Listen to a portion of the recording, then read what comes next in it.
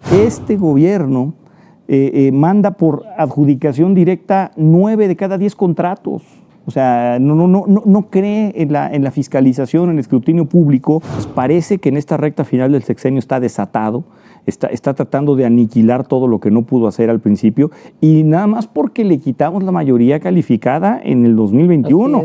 Pero hubiera ido por el Banco de México, hubiera ido por el INEGI. ¿Qué es Morena? Morena es una secta de fanáticos y de oportunistas. Solo hay de esos dos tipos, ¿eh? Este gobierno huele a muerto, Tere, huele a muerto. Y no lo entienden, y el presidente, lejos de preocuparse por eso, se carcajea. Bueno, pero ya viene Rosalía, va a estar en el Zócalo, y eso sí, pues sí es algo... Es una política pública de altura.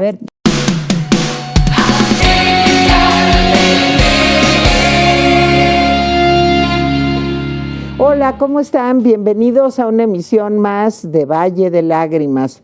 Y bueno, pues de verdad que se me hizo el día de hoy conocer en vivo y a todo color a un hombre muy inteligente, a quien quiero, a quien respeto, a quien admiro, porque ha sido un hombre también muy valiente en estos tiempos tan oscuros, diría yo, que es el diputado Jorge Triana. Jorge, ¿cómo estás? ¿Qué tal, querida Tere? Con muchísimo gusto. Ya habíamos tenido varios encuentros en tu espacio por Zoom, pero ahorita tenemos la oportunidad de hacerlo en vivo y pues felices, ¿no? Qué bueno que me da muchísimo coincidimos. Gusto, porque todavía tímidamente le dije, Jorge, pues si se te hace...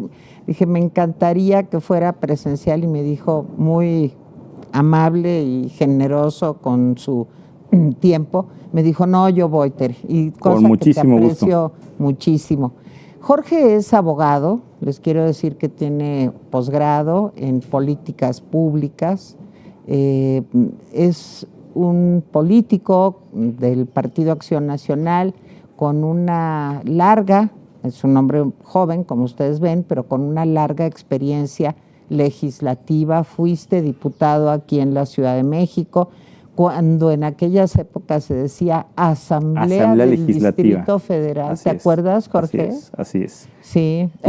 Y además en el primer Congreso de la Ciudad de México. Me tocó las dos transiciones. Híjole, qué padre. Y ahorita pues es diputado del Partido Acción Nacional, y ustedes lo conocen seguramente porque es un hombre muy activo y pues muy preocupado, y por eso digo que lo respeto y admiro, por temas que tienen que ver con el respeto a la ley y con la democracia en México. Y bueno, Jorge, pues qué mejor que Valle de Lágrimas para que lloremos juntos, porque realmente siento que hay muchos temas que están en la mesa, y que por eso te pedí que nos ayudes a entender qué podemos hacer y cómo van las cosas. Te planteo el primero, el INAI, un órgano autónomo que garantiza la transparencia, la rendición de cuentas, que se creó con muchos esfuerzos, porque fue la presión de una opinión pública cada vez más informada, que decía, tenemos derecho a que nos expliquen, a que si yo como ciudadana quiero saber en qué se está gastando y cómo el dinero público, pues tengo derecho a que me lo expliquen, y así surge el Instituto Nacional de Acceso a la Información. Y otro dato importante, y ya me callo, es un instituto que también garantiza el respeto a la privacidad de mis datos. Sí. Y eso sí tiene que ver directamente con todos. Sin embargo, veo con terror que el presidente la semana pasada dice, no, pues el INAI no sirve para nada. Se filtra una grabación en donde se ve que en una enorme complicidad el secretario de Gobernación habla con los senadores y pues ¿saben qué? Pues ¿para qué hay que mantener esto? Hablando con el presidente en un impasse, y no se nombran 2 consejeros más, porque es lo que haría posible pues la actividad plena de este órgano autónomo. Dicho todo esto, me callo y ahora sí escuchamos a al diputado Triana. Gracias, Tere. Mira, a ver, primero comentar que esto no es nuevo. La guerra de Andrés Manuel López Obrador contra la transparencia viene desde que él era jefe de gobierno, porque a él le tocó ser jefe de gobierno en el año 2000, cuando vinieron todas estas generaciones de reformas importantes que vinieron con la transición democrática, y entre ellas fue la creación del Instituto Nacional de Transparencia, que era en aquel entonces, IFT, era Instituto Federal de Transparencia a nivel nacional, pero también se empezaron a crear los institutos de transparencia a nivel local. Y él fue de los impulsores porque no se creara en la Ciudad de México, en el Distrito Federal, ¿no? Es decir, se empezaron a crear en varios estados, y cuando le preguntaban que por qué no se hacía el Distrito Federal, decía, literal, y ahí están las versiones estenográficas de sus mañaneras que hacía, que también hacía mañaneras en aquel entonces. Lo recuerdo con horror. Me duele el codo. Decía, no creo ese órgano porque me duele el codo, ¿no? Y bajo mucha presión y después de recursos en la Suprema Corte, se creó el Instituto de Transparencia del Distrito Federal con los comisionados en aquel entonces, y le empezaron a llegar solicitudes de transparencia. Y luego trató de destituir a una comisionada sin que tuviera facultades, a María Elena Pérez Jaén, que es ahorita mi compañera diputada federal, María Elena Pérez Jaén, que bueno, fue una piedra en el zapato del presidente en términos de transparencia. La trataron de destituir, le inventaron cosas, la hicieron un juicio político, no pudieron porque también llegó a la corte. Entonces desde ahí viene su desprecio por la transparencia, como que es algo que cree que le estorba, ¿no? O sea, en la inmediatez de visión que tiene. Pero también no olvidemos el antecedente. A ver, este gobierno manda por adjudicación directa 9 de cada 10 contratos. O sea, no cree en la fiscalización, en el escrutinio público, no hace concursos de licitación. O sea, él asigna directamente 9 de cada 10. O sea, estamos altísimo. Ya, es una locura. Y tiene el récord mundial de omisiones para responder solicitudes de transparencia, ¿no? Se da cuenta, me parece que lleva 50 y tantas mil solicitudes de transparencia que no ha podido responder. Entonces le tiene echado el ojo al INAI desde el principio. No conoce el INAI, Tere, y te voy a dar un ejemplo que lo dibuja de cuerpo entero. No le mandó una carta por escrito al INAI. Fíjate lo que hizo, le mandó una carta por escrito al INAI pidiéndole que le diera a conocer cuántas propiedades tenía Carlos Loret de Mola y cuánto valían. A ver, ¿cómo es posible que le pidas al INAI eso, hombre? Pues es que es la ignorancia y la maldad. La estulticia, para los que no sepan, es la estupidez más la ignorancia, ¿no? Es más o menos lo que tenemos ahí sumado. Entonces es increíble, le mandó esa. Si precisamente el INAI, como tú bien apuntas, hace todo lo contrario. Cuida que los datos personales de la gente no se filtren. La información tiene que ver con la gestión pública. O sea, no tiene nada que ver. No puede ser, hombre. Y le contestan, pues, bueno, nada más le faltó, oiga, señor, pues ventanilla equivocada, hombre, esa información nadie se la va a dar más que el propio Carlos Loret, porque es un derecho constitucional de la privacidad, ¿no? Es increíble. Entonces, desde ahí viene, pero me parece una perversidad. Mira, le hemos visto muchas perversidades a este presidente, pero yo creo que de las más ruines es esta. Porque aquí sí abiertamente es una maña de decirle al secretario de Gobernación, a Adán Augusto, no designen en este momento, bueno, ni nunca, ¿no? Sí. Porque sin paz del que habla puede ser eterno, porque así se queda sin quórum el órgano de gobierno del Instituto de Transparencia, así no pueden sesionar y se siguen acumulando las solicitudes de transparencia, que son 589, las que no pueden procesar hasta el momento, pues porque no pueden sesionar, porque trata de estrangular este órgano constitucional autónomo, que no es el único con el que lo ha intentado. También lo intentó ya con el IFT, que no sesiona, de hecho, desde hace muchísimo tiempo porque no tiene consejeros. Entonces, es parte de su odio a los contrapesos, a su obsesión que tiene con los órganos constitucionales autónomos. Ya presentó la presidenta del instituto una controversia constitucional para que le permitan sesionar con 4 comisionados nada más.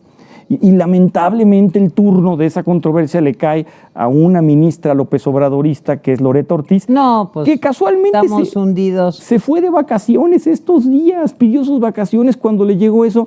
Entonces, pues no tenemos para cuándo, ¿no? Pero además, ¿qué nivel de perversidad y Jorge, de maña, hombre? Es que el presidente, a los que engañó, a mí no, porque yo nunca he votado por él, en ninguna de las múltiples oportunidades. Bueno, hasta contendiste contra él incluso. Sí, lo disfruté mucho también, porque nos peleábamos. Sí, lo recuerdo. Sí, pero te voy a decir una cosa. Lo malo de todo esto es que el presidente nos engañó con la verdad. Acuérdense de cuando el presidente, ustedes, querido público bonito que nos acompaña, como se dice, cuando el presidente decía, al diablo las instituciones. ¿Y qué pasó?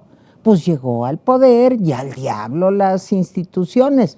Porque, fíjate, el Instituto Nacional Electoral, pues, Jorge, me gustaría también conocer tu punto de vista, pero yo lo veo, pues, parcialmente cooptado, vamos a decir eso. Ya sé que son 11, que son decisiones colegiadas, lo que tú quieras, pero sí tengo muchas prevenciones ahí.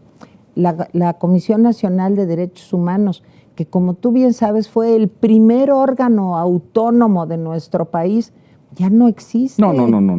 Es un apéndice Piedra, del gobierno. Pues, francamente ya no existe. Y podemos seguir enumerando. Y el presidente, Jorge, y aquí me interesa mucho tu opinión como abogado que eres, el presidente lo que no respeta, llegando al fondo, lo que no respeta es la Constitución. Por supuesto. ¿Y qué podemos hacer frente a eso? Pues sí, bueno, a ver, hay la frase que lo dibuja es: a mí no me vengan con eso de que la ley es la ley. Pues, odia la Constitución. Así es. ¿No? Y bueno, tiene un discurso doble, porque por un lado dice nada ni nadie por encima de la ley, y al otro día dice no me vengan con que la ley es la ley, pero pues para él es la ley, él es el Estado, él es todo, ¿no? Él es el pueblo. Él es el pueblo, él es el único portavoz de la voluntad popular y bueno, pues parece que en esta recta final del sexenio está desatado, está tratando de aniquilar todo lo que no pudo hacer al principio, y nada más porque le quitamos la mayoría calificada en el 2021, pero hubiera ido por el Banco de México, hubiera ido por el INEGI, que el INEGI puso una persona fina a él también, pero que se ha comportado, creo yo, de manera técnica, institucional, a la altura. Y bueno, pues evidentemente no le gusta toda esta parte. El INE, Tere, a ver, yo estuve inmerso, y lo sabes, de cuerpo entero en el proceso de designación de consejeros. Fue tortuoso el proceso, porque la estrategia era clara: apoderarse del comité evaluador que se encargó de calificar los perfiles, para eventualmente mandarnos al Pleno de la Cámara de Diputados unos perfiles López Obradoristas, y que nosotros no tuviéramos otra opción más que mandarlos ahí. Déjame decirte que, si bien es cierto, pues nos incomoda a todos que estos perfiles pues tengan algún tipo de nexo, sobre todo la presidenta, con Morena y con el gobierno. Bueno, es que son nexos familiares, hasta pero familiares. También nexos políticos. Por supuesto, pero mira, pudo haber sido mucho peor el escenario. O sea, lo que quería el presidente era ponernos a una señora que se llama Berta Alcalde, ¿no? Que no sabe absolutamente nada del tema electoral, y ella lo dijo en su entrevista, ahí está grabado: yo no sé nada, pero aprendo. No, pues igual que el presidente, ¿no? Yo no sé nada, pero más que él no aprende, ¿no? Nada más no sabe nada y ahí se queda, ¿no? Así es. En su ignorancia. Pudo haber sido mucho peor. Se quedaron fuera perfiles como una persona llamada Netzaí Sandoval, que es hermano de Irmeréndira Sandoval y cuñado de John Ackerman. Había unos perfiles realmente tóxicos. Llegaron personas que, si bien es cierto, empezando por la señora Tadei, tienen vínculos como bien tú dices, hasta familiares con Morena, y que no nos llenan el ojo del todo, pues por lo menos tienen la expertise técnica. Tadei fue presidenta del Instituto Electoral del Estado de Sonora y hasta hace unos meses, hasta hace unas semanas, era presidenta del Instituto de Transparencia del Estado de Sonora. Entonces, bueno, pues por lo menos conoce el tema, ¿no? Sus decisiones, como tú bien lo sabes, pues están supeditadas a lo que diga la mayoría calificada de un Consejo General, donde de entrada llega con 6 consejeros que impugnaron el Plan B, lo cual no le va a ser sencillo. Sí creo que los contrapesos van a cambiar al interior del INE, pero no va a suceder el escenario apocalíptico que veíamos todos, donde el presidente mandara. No vemos una presidenta que esté llegando al instituto a decir: es un honor estar con Obrador. que era lo que temíamos todos, ¿no? Pero fíjate, Jorge, que muchos compañeros periodistas, amigas, amigos me dicen, es que hay que darle el beneficio de la duda. Yo te voy a decir una cosa, yo no le voy a dar el beneficio de la duda. Yo le voy a dar, si es que le voy a dar algo, le voy a plantear mi exigencia. Por supuesto. Y creo que los medios de comunicación, los legisladores de oposición, los ciudadanos en general, pues más bien lo que tenemos que hacer no es decir, ay, pues a ver si se porta bien, es yo te exijo que te portes bien. O sea, que te portes bien quiere decir que respetes la democracia. Y caray, te vamos a estar vigilando, porque la defensa del INE no termina aquí, ¿no? O sea, empieza, creo yo. Mira, yo coincido contigo en eso. Si bien es cierto, no es un escenario catastrófico como pudo haber sido, sí creo que la relación que debamos de mantener con la presidencia del INE, del Consejo General en este momento, no es una relación basada en la confianza, porque no confiamos en ella, porque tiene un vínculo claro con el gobierno, con el presidente, con un partido político. Claro. Es una relación basada en la desconfianza. Ella va a tener que irse ganando la confianza de la ciudadanía. Es al revés, completamente al revés. Pero fíjate, Jorge, ya ahorita en unos cuantos minutos hablamos del INAI, hablamos del INE. Ya para qué te digo que afortunadamente, y ahí también creo que los partidos de oposición al fin recuperaron un poco la razón, porque podríamos estar hablando del tribunal. Sí. Este intento de quitarle dientes al tribunal electoral en beneficio de las dirigencias del PRI, del PAN, de Morena, bueno, realmente fue un momento muy difícil, digamos, para todos. No. A ver, cuéntame cómo lo viviste. Dímelo a mí, que viví una semana de infierno la semana pasada, de infierno total, de incertidumbre, de desgaste, donde teníamos que estar aguantando las presiones de Morena, donde teníamos una división interna en el partido, donde teníamos con justa razón encima la indignación ciudadana de las organizaciones civiles que decían, oigan, nosotros teníamos un acuerdo que se llama moratoria constitucional para no avanzar en este tipo de reformas, sea buena o sea mala la reforma, y ustedes no lo están cumpliendo, ¿no? Déjame decirte mi opinión muy personal. La reforma creo que, digamos, temáticamente es necesaria, pero no como se está planteando.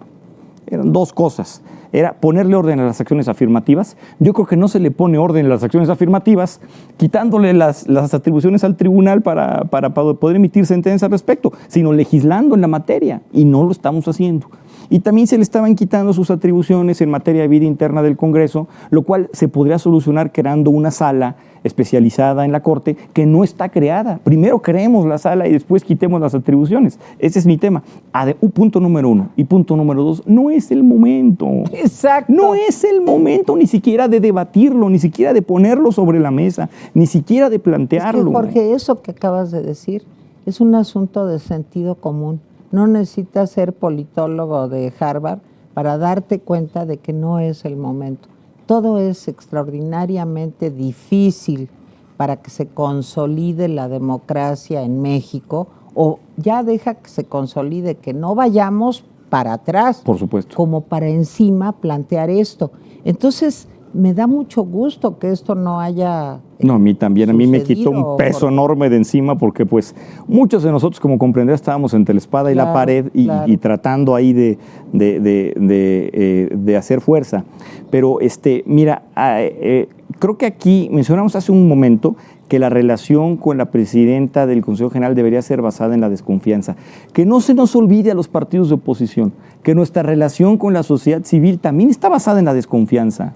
Que por algo ganó López Obrador, porque la gente legítimamente le dio la espalda a los partidos que hoy son de oposición porque no cumplieron con sus expectativas. Si no entendemos eso, o sea, que nuestra relación está con alfileres y que ellos están depositando su confianza en nosotros, no porque les encante la idea, sino porque somos quienes estamos ahí para dar la cara, para bien, para mal o para peor. Y nosotros tenemos que honrar esa confianza que nos están depositando, que es a cuentagotas, y hubiera sido una verdadera catástrofe si se hubiera aprobado eso.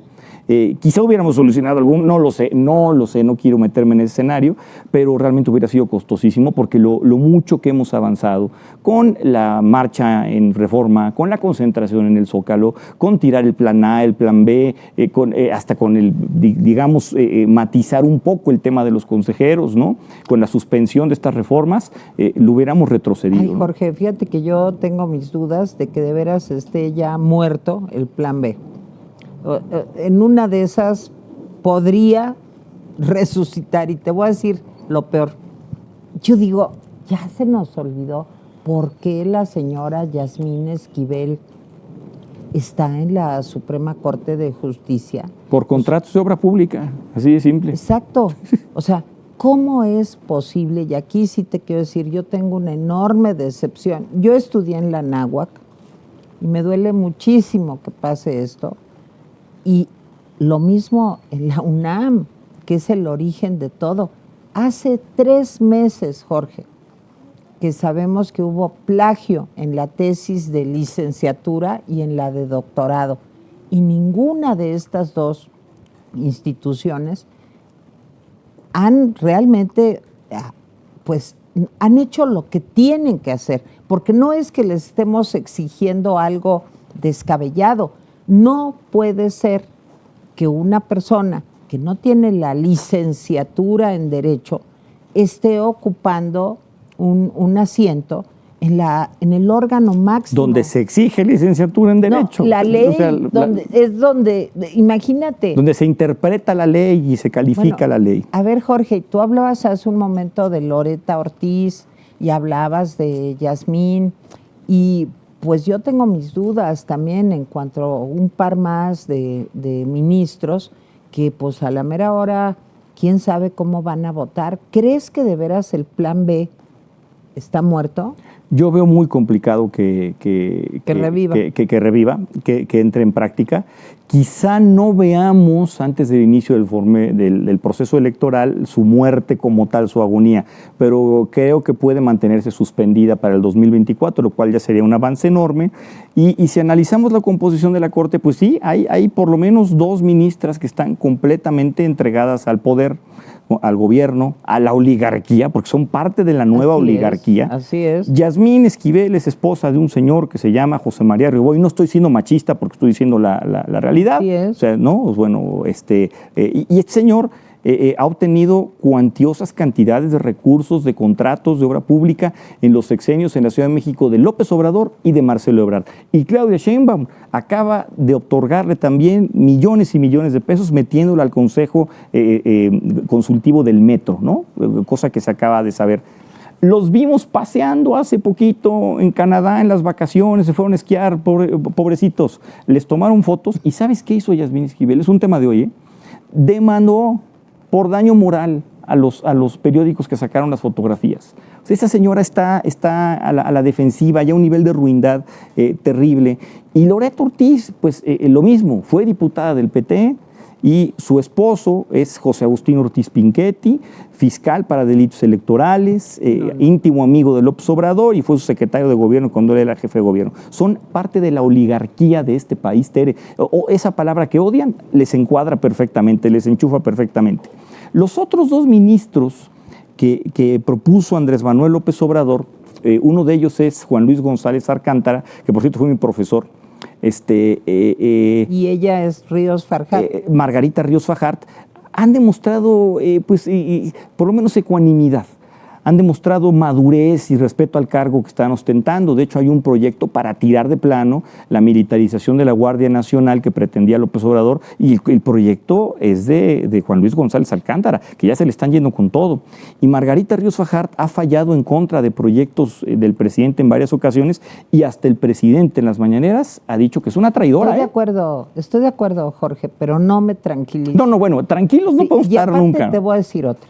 Ahí está también el ministro Saldívar. Bueno, y recordemos los devaneos, los cambios. Es el peor de todos. Bueno, entonces yo tranquila no estoy. Y acabas de tocar, parece que estamos haciendo la lista de los problemones que estamos enfrentando. Y sí, eso mero estamos haciendo. Y el otro asunto, Jorge, es lo de la Guardia Nacional. Digo, el presidente se refiere al ministro Alcántara como Su Alteza Serenísima. Es una falta de respeto a la división de poderes, a la persona. Mira, leía yo el otro día, lo has de haber visto tú también, Enrique Krause, sí, comentando pues, que lo que dice el presidente es realmente muy peligroso. Es un foco de violencia, es un arma. Es una diana un arma verbal que te ponen en la espalda, porque a lo mejor un seguidor, un fanático, alguien que diga, no, pues lo dijo el presidente, piensa que está salvando a la patria si atenta contra alguno de los señalados por el presidente. Entonces, Jorge, ¿qué estamos viviendo? Y te digo, lo de la Guardia Nacional, pues ya lo ha dicho el presidente, ojalá y no se equivoquen, ojalá y tomen es un poco una amenaza, ¿no? Las amenazas y las presiones han venido desde el principio del sexenio y no van a cesar. No nos queda más alternativa, Tere, más que confiar en las instituciones que hasta ahora en buena medida han dado la cara. Yo creo que tiene un nuevo rostro la Suprema Corte y quiero, como dirían, era la frase de los expedientes secretos X, quiero creer. Sí. ¿No? Quiero creer, esa es la frase. Sí. No es creo, es quiero creer, ¿no? Que las cosas se van a mantener verticalmente como se han venido dando a partir de que llegó la nueva presidenta de la Suprema Corte, que se ha llevado unas agresiones misóginas, violentas, expresiones de odio terribles. ¿Tú sabías que en Canal 11 hay un programa sobre la ministra Piña que se llama Es de Piña? Yo no lo he visto, pero... Es una sección de un programa. Oye, ¿qué es eso? Bueno, hay un programa en el Canal 22, que es que han hecho de la televisión pública lo que han querido.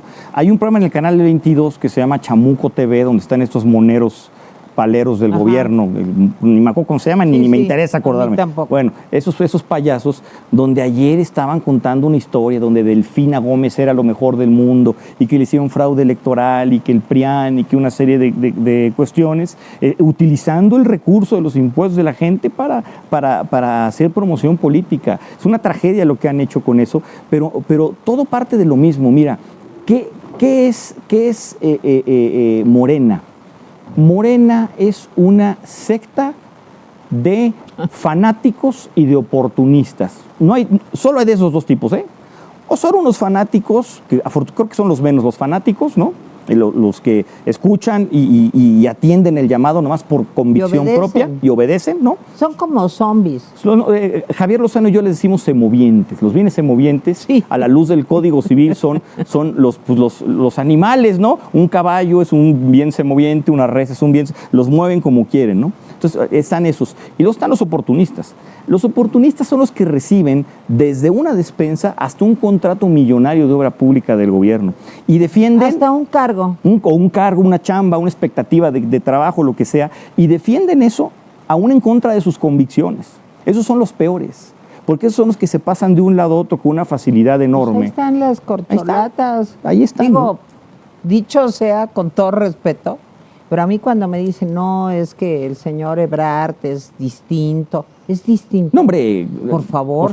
Es distinto. Ya se nos olvidó la línea 12, ya se nos olvidó cómo se tuvo que ir a París, recordemos, ya se nos olvidó que el señor Ebrard fue el que negoció esta situación, que quiero también tocar ese tema contigo, Jorge, de ser el tercer país de acogida, o sea, que recibimos 30,000 de menos migrantes al mes, pues por la negociación tan opaca, tan, digamos, pues yo diría que ineficaz, digamos que no respetó o logró una relación bilateral, claro, realmente respetuosa. O sea, ¿quién hizo eso? Marcelo Ebrard, sí, por órdenes, claro, del presidente. Sí, por supuesto. Entonces, es que son no solamente los que hacen negocios, no solamente los fanáticos, sino también los cínicos. Todos son cínicos, sí, el 100%. Los cínicos que se dan cuenta de lo que están haciendo y de todas maneras dicen, pues no importa, es más grande mi ambición que todo.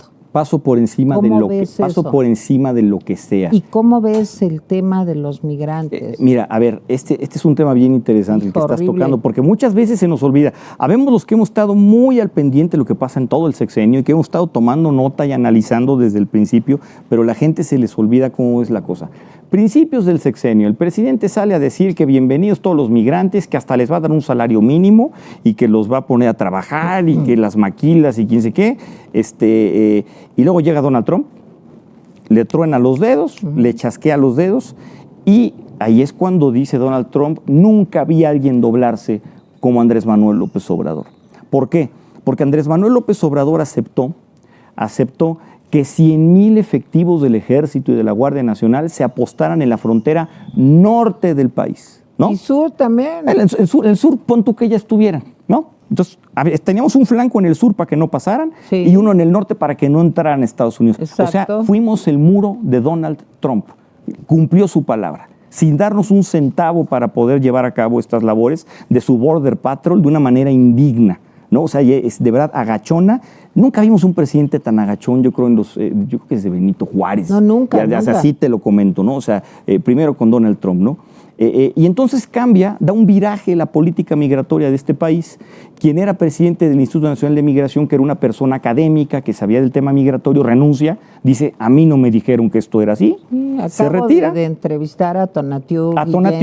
Y bueno. Pero pues debe estar furioso. Y llega en su lugar una persona incondicional de López Obrador, que fue subsecretario de gobierno con él, ya acusado desde que estaba en el gobierno con él de espionaje, de sembrar cámaras en las oficinas de los delegados de oposición, que venía de administrar los reclusorios, Tere. Pues, ¿qué pudimos esperar? Represión de él. Y bueno, pues ahí están las imágenes. ¿Te refieres a Garduño? A Garduño, ahí están las imágenes de cómo golpeando migrantes, separando familias, funcionando como el muro de Trump en la frontera norte, y a eso súmale el hierro doloso, no sé, porque yo no entiendo a cambio de qué lo hicieron, más que de que aterrizara el Air Force One en el AIFA. Eso fue lo de Trump. Pero con Biden. Con Biden a cambio pues sí, que aterrizaran en el AIFA. En el AIFA pues, le salió bien barato al gobierno de Estados Unidos, ¿no? Y nos mandan 30,000 migrantes centroamericanos, sudamericanos, cubanos a nuestro país sin darnos un centavo para sufragar los gastos que esto corresponde. Fíjate que, por ejemplo, pasa muy común esto en Marruecos. En Marruecos también lo toman en cuenta como país seguro. Los migrantes africanos los mandan a Marruecos para que de ahí se distribuyan, pero les dan hasta 1,000 millones de euros al año para que puedan sostener eso. Déjame decirte, en Turquía. En Turquía también. En Turquía, bueno, fue una negociación, la Unión Europea, estaba Angela Merkel todavía ahí. Y hasta le conviene a Turquía, o sea, sí, es un tema de ganar-ganar. ¿Cuánto me dan? Yo aquí, pero realmente hacemos campamentos, no campos de concentración, realmente tenemos visas temporales, empleos, en fin. Aquí es a cambio de nada. De nada, de absolutamente nada. Y contrasta mucho el que nos hayamos doblado con el gobierno de Biden, con estos 30,000 migrantes mensuales, pues con el discurso beligerante del presidente, bravucón, echado para adelante en las mañaneras, pero cuando lo tiene enfrente se hace chiquito, se hace pequeñito. Así son los autoritarios. Y no nos defiende. Déjame decirte que yo como psicóloga, te lo puedo decir, hay un libro de Eric Fromm que se mete al fondo de esto. Los autoritarios en general son unos patanes hacia abajo y son unos agachones hacia arriba. Y creo que el presidente López Obrador cumple perfectamente con la premisa de Eric Fromm. O sea, el presidente es incapaz de decir no porque, ¿sabes que en el fondo yo creo que les tiene miedo o se siente inferior? Esto también de que él no sale de viaje porque es un presidente, ojalá no me tomen a mal lo que voy a decir, pero como aldeano, ¿no? O sea, es una política de aldeanos, o sea, no, yo no viajo porque aparte yo no hablo inglés. Y yo veo al señor Xi Jinping, que digo, tampoco domina el inglés, Pero pues ahí va, No, pero no necesita. Con su traductora. Y juega la geopolítica de una manera brutal, ¿no? Pero aquí se ha rebajado mucho la investidura presidencial. Fíjate que cuando decía el presidente, no, yo no voy a ir al Senado, a cuando le dan el premio a la Belisario Domínguez a la señora Poniatowska, dice, no, porque yo no puedo poner en riesgo la investidura presidencial. Por tercer año consecutivo. No está ya en riesgo, no está ya pues, desmoronada, Jorge. ¿Cómo lo ves? Bueno, a ver, está desmoronada desde el momento en que no recibe a los familiares de los niños con cáncer que perdieron la vida, no recibe a las madres buscadoras, no recibe a las víctimas del crimen organizado como Javier Sicilia para cuidar la investidura presidencial. Pero pone caricaturas de Don Gato y pone canciones de José Alfredo Jiménez y pone de Chicoche para burlarse y una serie de tonterías. Eso es de desgastar. Es un gobierno bananero. Es un gobierno completamente aldeano, como tú lo dijiste. Aldeano. O sea, es como si estuviéramos, que nos estuvieran gobernando desde Radio Acapulco, con mucho respeto para la gente de Acapulco, sí. ¿No? Pero como si nos estuvieran gobernando desde una estación acapulqueña de AM. De Radio San Felipe Tlalmimelolpan. ¿Cómo ves eso? Es buena también. También, de San Pedro de los Aguaros, pues vámonos a algo más, un poquito más intermedio, ¿no? Radio San Pedro de los Aguaros, ¿no? Para el mundo. Para el mundo, ¿no? En frecuencia AM en los años 70, ¿no? O sea, increíble. Pero te voy a decir una cosa, no me digas que Ebrard, secretario de Relaciones Exteriores, es aldeano. Será otras cosas, pero no, aldeano es todo no lo contrario. Entonces, ¿qué es peor? O sea, fíjate que me cuesta mucho trabajo tener un juicio sereno, digamos, en cuanto a las corcholatas, Jorge. Porque por un lado veo a Marcelo Ebrard y digo, pero si este señor era inteligente, gobernó bien la Ciudad de México. Gobernó bien. Bueno, se le cayó el metro, pero fuera de eso. Sí, bueno, fuera de eso. Pecata minuta, ¿verdad? Pero en fin, era un hombre inteligente. ¿Qué pasó? La señora Claudia Sheinbaum, pobrecita, pero digo, los ridículos le habla a Rosalía.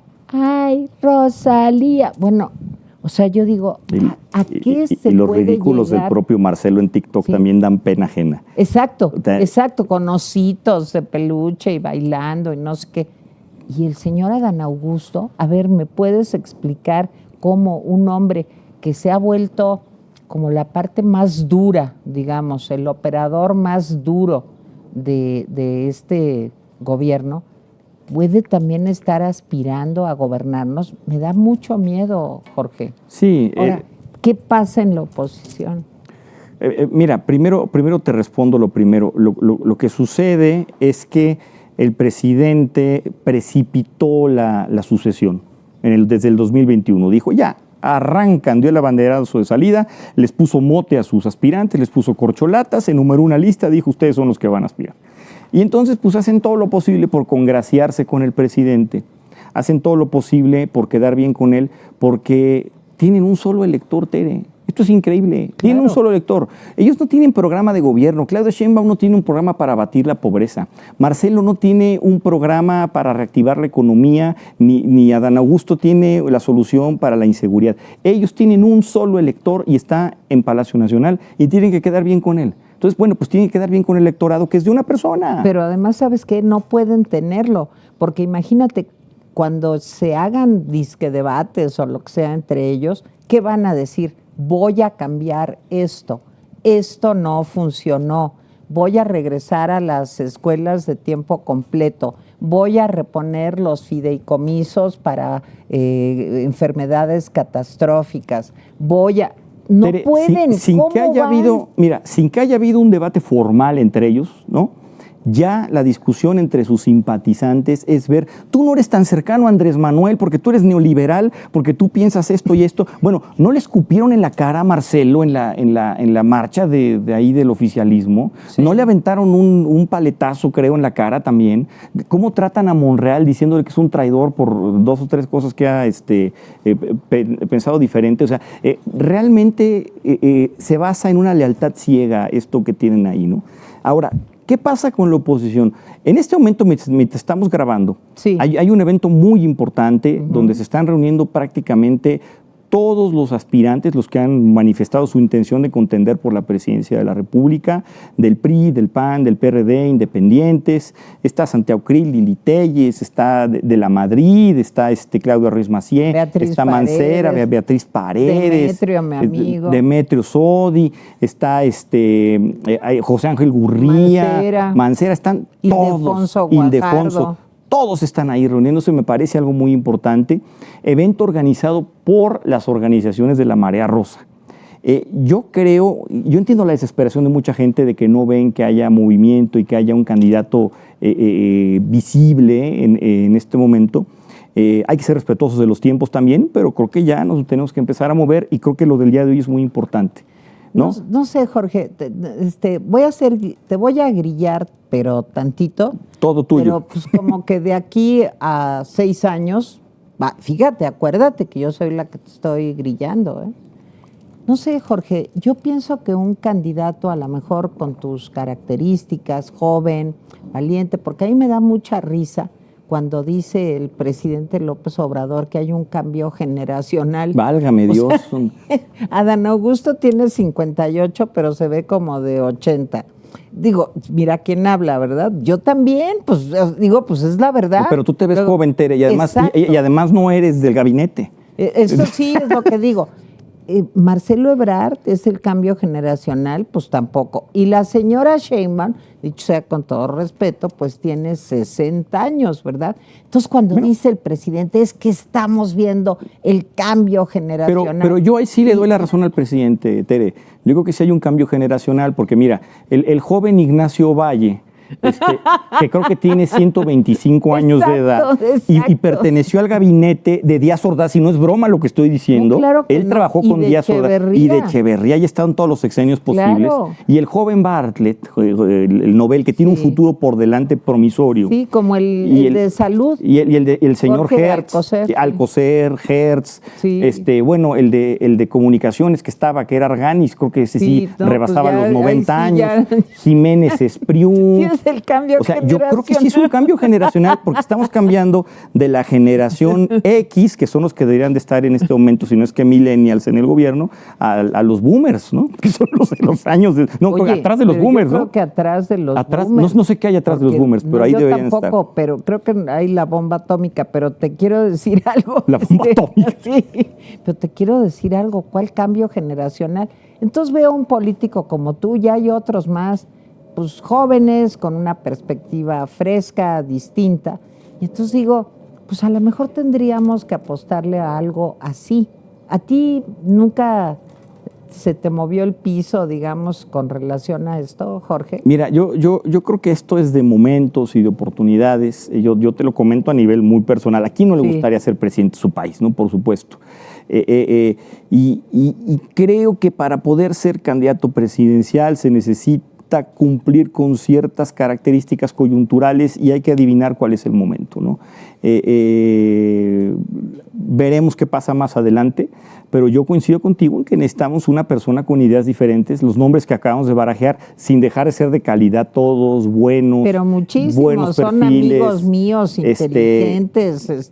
Pero sí tendríamos que estar buscando algo diferente, porque mira, los ciudadanos que van a decidir, los indecisos, que son bien poquitos los indecisos, aquí estamos, la polarización es tal que están los que están con el oficialismo y no los vas a mover de ahí nunca, y los que no queremos al presidente y no nos vas a mover de ahí nunca, y los que están en medio, que votaron por López Obrador, están arrepentidos, pero también odian a la oposición. Entonces necesitas ofertarles algo diferente. Si tú les pones de candidato a Fidel Velázquez, pues no van a votar por Fidel Velázquez. No, o sea, por pura lógica, necesitas ofrecerles algo diferente. Yo confío en que si no es alguno de estos, que no está cerrada la lista, podamos encontrar un perfil adecuado, donde podamos ir avanzando poco a poco. Y lo importante es que se vea movimiento, y lo importante es que haya un contrapeso real encabezado por los ciudadanos. Yo te voy a decir una cosa, Jorge. ¿Sabes yo a qué aspiraría? Que no permanezca la impunidad. Yo diría que ese es mi primer deseo.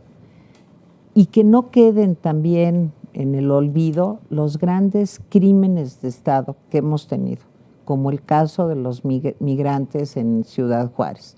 El que ni Adán Augusto, ni el director del Instituto Nacional ni Garduño ha renunciado. O sea, no pasa nada. Alejandro Encinas está desaparecido también y es el subsecretario de Derechos Humanos, el encargado de los temas de derechos humanos, y que aparte se den el lujo de decir, pues no vamos al Congreso, hazle como quieras.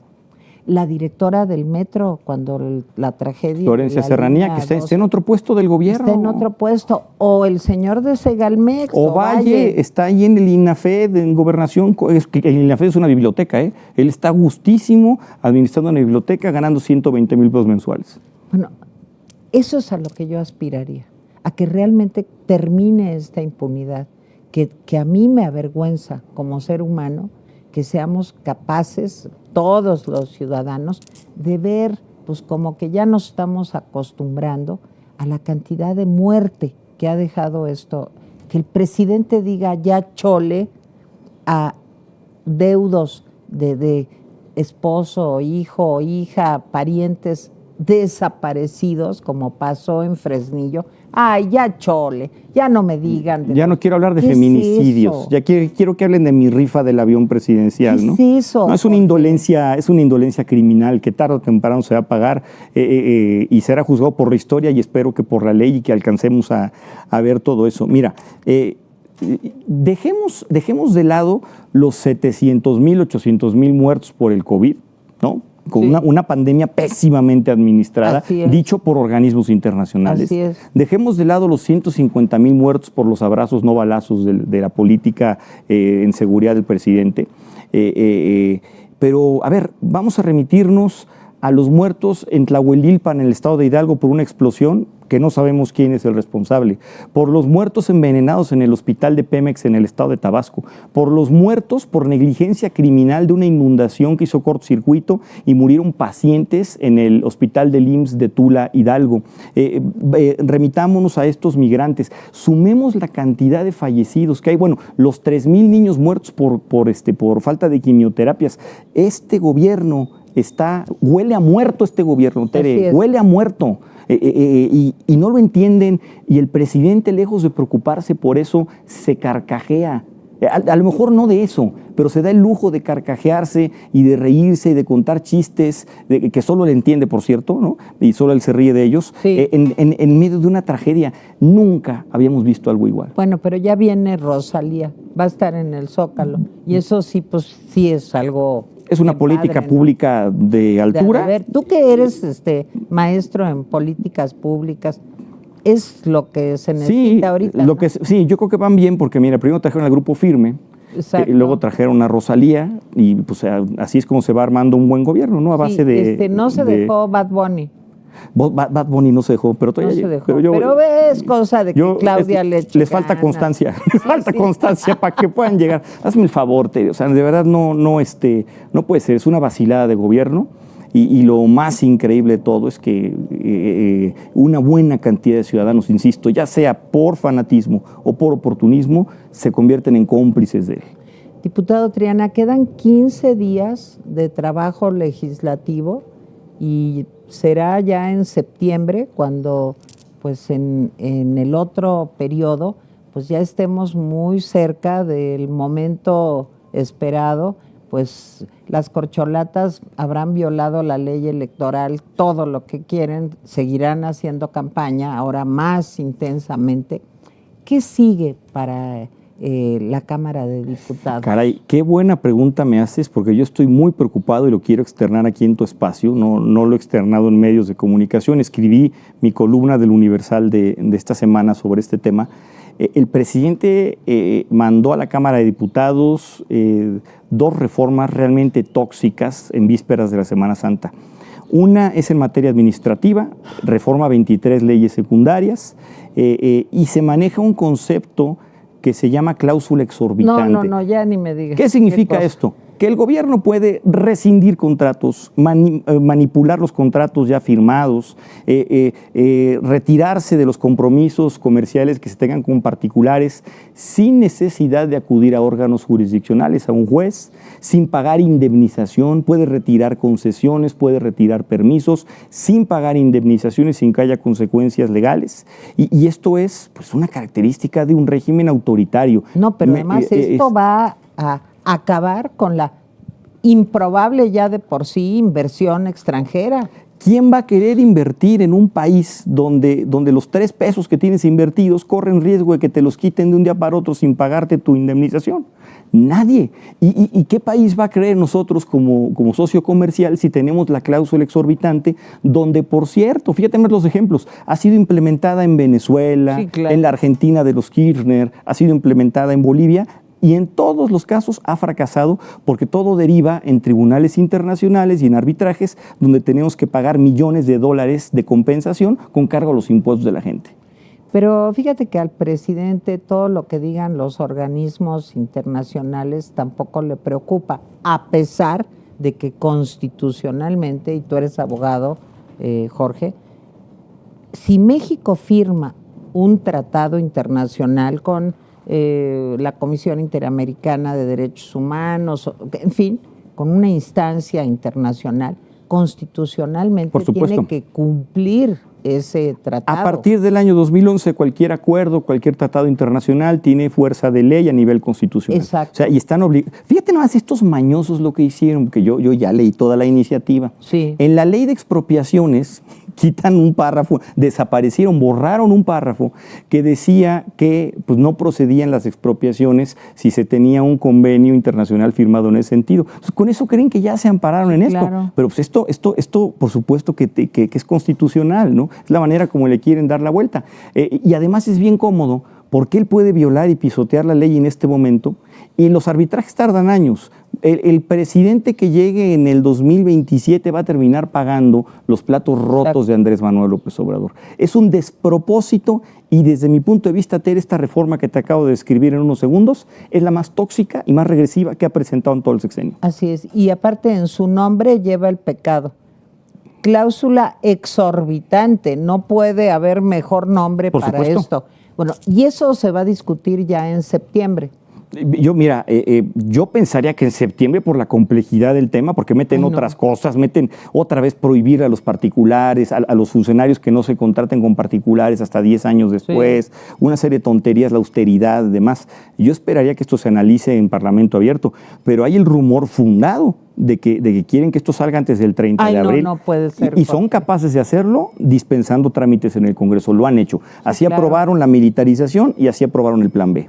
Oye, Jorge, pues hagamos un pacto aquí de caballeros, ¿no? Porque no soy caballero. De damas y caballeros. De damas y caballeros, de que si eso pasa, platicamos, ¿no? Por supuesto, cuenta con eso. Yo creo que hay que oponerse a eso, no solamente porque es una medida autoritaria, sino además porque es una medida muy grave económicamente hablando, que puede tener repercusiones muy fuertes para México. Pero, diputado Jorge Triana, de verdad te agradezco muchísimo que hayas venido. Siempre disfruto mucho y aprendo platicando contigo, Jorge. Igualmente, Tere. Muchas gracias. Te agradezco mucho el Jorge. espacio. Gracias. Muy amable. Bravo por el programa. Y a ustedes muchas gracias. Vaya que fue un valle de lágrimas el día de hoy. Ya estamos a punto de llorar. Pero no, hay que seguir luchando. Esto no se acaba hasta que se acaba. Y nos vemos aquí la próxima semana en una emisión más de Valle de Lágrimas en Atypical TV. Bye.